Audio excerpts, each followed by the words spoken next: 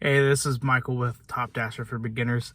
I want to be able to help everyone out there that's looking to make as much money as possible with DoorDash and be able to provide tips and tricks and how-to videos to be able to help people maximize their time and be able to make as much money as possible, especially during this COVID time. Being your own boss is a big deal, and be able to set your hours and make as much money as possible.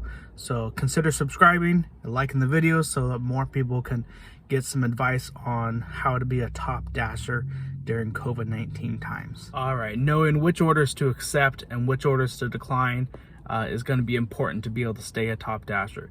As I mentioned, you need to have a 70% or more acceptance rating, and a lot of drivers out there will have much lower because they're trying to make as much money in a small window.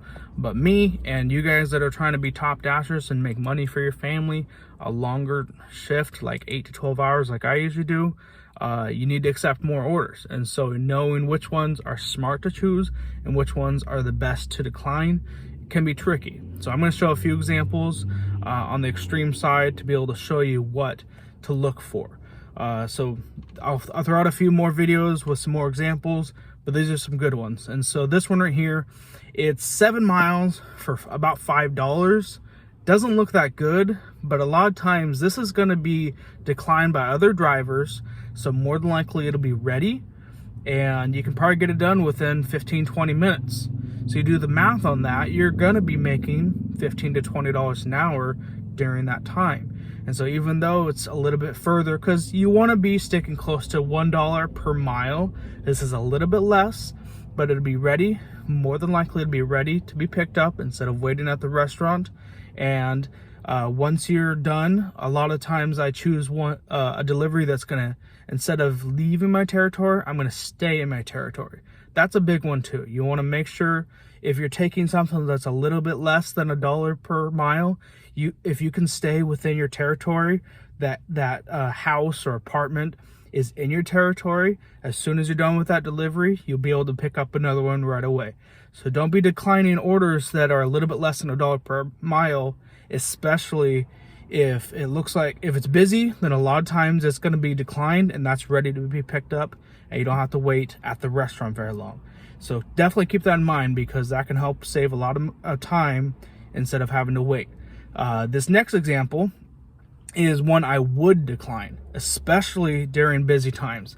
It's actually the dollar per mile, but an Applebee's, Sherry's, a lot of these bigger sit-down restaurants, they're going to be busy during lunch and dinner, and you might be waiting 10-15 minutes for something. And so be very careful of which ones you accept from them. Unless it pops up right away, you can kind of tell when it's been declined several times, which my next example I'll show you in a second. But be careful on, especially on small orders. $3 for 3 miles, definitely not a great deal. But going to these bigger sit-down restaurants, you might be waiting 10-15 minutes. And so even if it's a little bit more than $1 per mile, consider that, because it may take longer for it to be ready. And so definitely be looking for that to see if it's worth going to. This last example is a really, really good example of longer distance can pay out a lot more. And so it's about 8 miles for $8 per mile, just like the last one. But it's that bigger distance, a lot of people are not going to want to drive 8 miles for one delivery. As you can see, it was ready right when I accepted it. The text message notification popped up and said it was ready, and so I was able to pick it up right away. No waiting at the restaurant, which is going to be a big deal when you're working during the busy time and you're looking for bigger orders. You might wait 10-15 minutes for an order. And so this order was ready right away, and I was able to pick it up and start driving the 8 miles right away.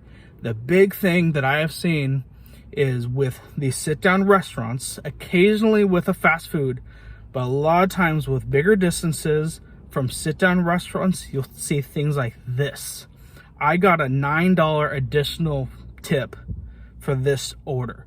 That is pretty common for these bigger orders coming from the sit-down restaurants, that you can end up with a tip like this. Not always, absolutely not always. I would say probably 50% of the time.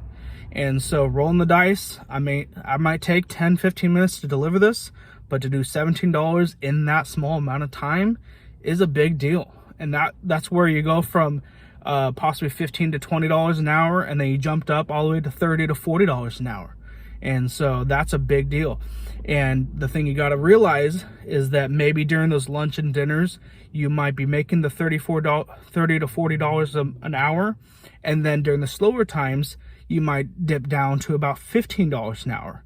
But you balance that out, and it's going to pay you throughout the whole shift to be able to stay on instead of working only when it's busy. And so that's what I do, and it works really, really well. Like that first example, it was a little bit longer than $1 per mile, and it can still pay well because you're balancing between the really busy hours where you're getting more than $20 an hour, and then you might come down to $15 an hour during the slow period, but it all balances out, and you're making a good amount of money during a whole shift. And so consider that when you're looking for orders, and be careful to not dip below the 70 because you want to stay a top dasher.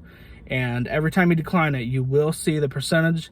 I am right now about 78%, and I want to get up to 90% so that I have plenty of room to be able to decline those really small orders. Hope this helps. I'll put out some more videos with more examples, but these are some good ones to be able to kind of see what to look for. All right.